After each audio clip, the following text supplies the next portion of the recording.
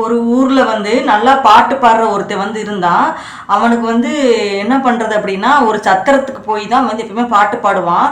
ஏன்னா அங்க வந்து ஒரு சத்திரத்துல போய் பாட்டு பாடினாதான் அவனுக்கு வந்து அன்னன்னைக்கு தேவைக்கான ஒரு சாப்பாட்டுக்காவது காசு வரும் அப்படிங்கிறதுக்காக வந்து அங்க வந்து வழக்கமா பாடுறது வந்து வழக்கமா வச்சுக்கிட்டு இருந்தான். அப்ப அப்படி பாடிக்கிட்டு இருக்கும்போது எல்லாருமே என்ன பண்ணுவாங்க அப்படின்னா, அவனுக்கு ஆசைப்பட்டதை வந்து கொடுக்க மாட்டாங்க. மத்தவங்களால என்ன முடியுமோ, அவங்களுக்கு என்ன பிடிக்குமோ அதைத்தான் அவனுக்கு வந்து வாங்கிட்டு வந்து கொடுப்பாங்க. யாருமே தம்பி உனக்கு என்ன தம்பி வேணும், உனக்கு என்ன பிடிக்கும் அப்படின்னு சொல்லி கேட்க மாட்டாங்க. ஆனா அன்னைக்கு ஒரு நாள் என்ன நடக்குது அப்படின்னா, அப்ப வந்து நல்ல பணக்கார ஒரு வியாபாரி ஒருத்தர் வந்து அந்த சத்திரத்துக்கு வந்து வராரு. அப்ப வரும்போது அந்த சத்திரத்துல வந்து அவர் வந்து அந்த பாட்டு பாடுறத கேட்கும்போது நின்று கேட்டுக்கிட்டு இருக்காரு. அவ்வளவு அழகா பாடுறான். உடனே அவர் வந்து கேட்காரு, இவ்வளவு அழகா பாடுறியப்பா, நல்லா திறமையா இருக்க, உனக்கு என்ன வேணும் சொல்லுப்பா, நான் தாரேன் அப்படின்னு சொல்லி கேட்குறாங்க. உடனே அவன் சொல்கிறான், இது வரைக்கும் யாருமே எங்கிட்ட இப்படி கேட்டதில்லை, ஆனால் நீங்கள் மட்டும்தான் எனக்கு என்ன வேணும் அப்படின்னு சொல்லி நீங்கள் வந்து கேட்குறீங்க அப்படின்னு சொல்லி அவன் சொல்லுவான். சொன்னதுக்கு சரிப்பா தம்பி கேளுன்னு சொல்லி கேட்கும்போது அவன் வந்து கேட்பான், இந்த மாதிரி நீங்கள் வந்து நல்லா பணக்காரவங்களா இருக்கீங்க, உங்களோட அந்த அறுசுவையான சாப்பாடு தான் எனக்கு வந்து சாப்பிடணும், எனக்கு வந்து வேறு எதுவும் வேண்டாம் அப்படின்னு சொல்லி சொல்லுவான். சொன்ன உடனே அவர் வந்து சரிப்பா இதுதானே சாதாரண விஷயம்தான், உனக்கு வந்து நாளைக்கு மதியமே நானே என் கையால் கொண்டு வந்து உனக்கு வந்து நான் கொடுக்குறேன் அந்த அறுசுவை சாப்பாடை அப்படின்னு சொல்லிட்டு வந்து போயிடுவாரு. இவனும் என்ன பண்ணுவான், அடுத்த நாள் காலையில இருந்து சாப்பிடாம மதியம் வரை வெயிட் பண்ணிக்கிட்டே இருப்பான். இந்த மாதிரி அவர் சாப்பாடு கொண்டு வருவாரு, நம்ம வந்து நல்லா சாப்பிடலாம் அப்படின்னு நினச்சிக்கிட்டு இருப்பான்.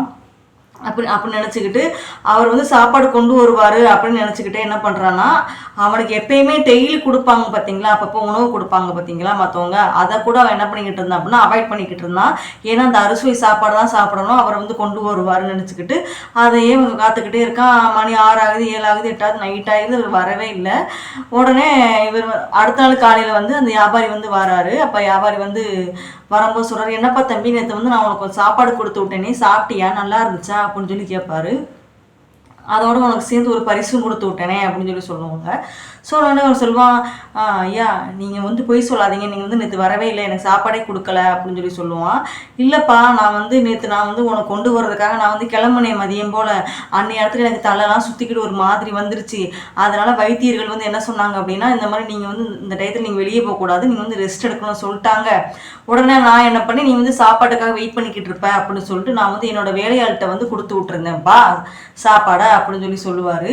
சொன்னோன்னா வந்து வேலையில், ஏன்னா அவன் தான் மற்றவங்களை சொல்கிற அந்த கொடுக்குறத வந்து வாங்கவே இல்லையே, அவனுக்கு வாங்கினதானே அவங்க ஏதாவது சொல்லுவாங்க, அவனுக்கு வந்து தெரியும் அப்படி வந்து சொல்லிடுவார். சொன்ன உடனே அதோட அந்த வேலையாள் வந்து அவர் வந்து கேட்பார், என்னப்பா நீ சாப்பாடு கொடுக்கலையா அப்படின்னு சொல்லி கேட்பாரு.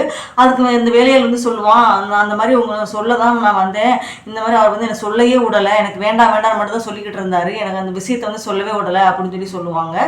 சொன்ன உடனே அப்படி வேண்டாம்னு சொன்ன உடனே அவர் பக்கத்துலேயே ஒருத்தர் இருந்தார். அப்போ அவங்க வந்து பசியாக இருப்பாங்கன்னு சொல்லிட்டு அவருக்கு வந்து நான் வந்து கொடுத்துட்டு வந்துட்டேன் அப்படின்னு சொல்லி அவர் வந்து சொல்லுவார்.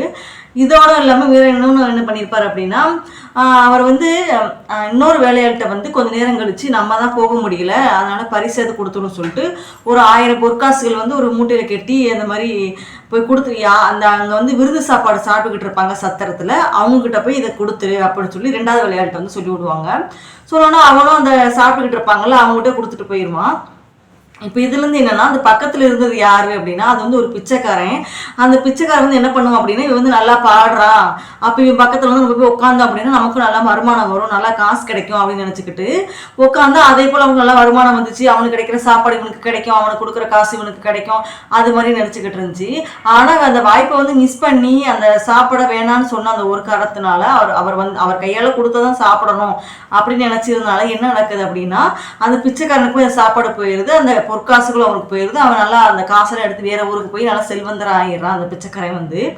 நெக்ஸ்ட் வந்து அப்போ அந்த வியாபாரி சொல்லுவார், சரிப்பா நீ வந்து கவலைப்படாத, உனக்கு வந்து நான் வந்து நாளைக்கு வந்து நான் கண்டிப்பாக அந்த மாதிரி உனக்கு நான் கொண்டு வரேன் அப்படின்னு சொல்லிட்டு வந்து போயிடுவார். ஆனால் அவனோட துரதிருஷ்டம் என்ன ஆயிரும் அப்படின்னா, அவர் போன அன்னைக்கு நைட்டு என்ன ஆயிரும்னா, அவருக்கு உடம்பு சரியில்லாமல் நைட்டு இறந்து போயிடுவார். இவனும் வெயிட் பண்ணிகிட்டே இருப்பான், ஆனால் எதுவுமே வராது. அப்புறம் தான் அவன் தெரியும் இந்த மாதிரி இறந்து போயிட்டான்னு சொல்லிட்டு. இதுலேருந்து என்ன தெரியுது அப்படின்னா, நமக்கு வந்து ஏதாவது ஒரு சின்ன வாய்ப்பு கிடைச்சா கூட அதை வந்து நம்ம பயன்படுத்தி வாழ்க்கையில் வந்து எப்பயுமே வெற்றி பெறணும். சாதாரண வேலை தானே, சின்ன வேலை தானே அப்படின்னு நினச்சிக்கிட்டு நம்ம வந்து எந்த வேலையுமே நம்ம வந்து அவாய்ட் பண்ணக்கூடாது, எந்த வாய்ப்பையும் நம்ம வந்து மிஸ் பண்ணக்கூடாது. ஏன்னா எந்த ஒரு சின்ன வாய்ப்பை எடுத்து நம்ம வந்து நம்ம முயற்சி செஞ்சால் தான் நம்ம வந்து வாழ்க்கையில் வந்து வெற்றி பெற முடியும். அவன் வந்து அந்த ஒரு அவர் வந்து அன்னைக்கு மட்டும் சாப்பாடு கொண்டு வருவார் அப்படின்னு நினச்சிக்கிட்டு மற்றவங்க கொடுக்குற டெய்லி கொடுக்குற சாப்பாடை கூட வேண்டாம்னு அவாய்ட் பண்ணலாம் பார்த்தீங்களா, அதுதான் தப்பு. அதை கூட ஒரு வாய் விட்டு என்னன்னு சொல்லி அவர் கேட்டிருக்கலாம். அவர் என்ன சொல்ல வராருன்னு கேட்டிருந்தா கூட நமக்கு அவன் வந்து அந்த பொற்காசுக்கு அந்த சாப்பாடெல்லாம் மிஸ் பண்ணியிருக்க மாட்டான். அதனால் நமக்கு வந்து எந்த ஒரு வாய்ப்பு கிடைச்சாலும் நம்ம வந்து மிஸ் பண்ணாமல் செய்யணும்னு முடிச்சுக்கிறேன். வீடியோ பிடிச்சிருந்தா சப்ஸ்கிரைப் பண்ணுங்கள். பாய்.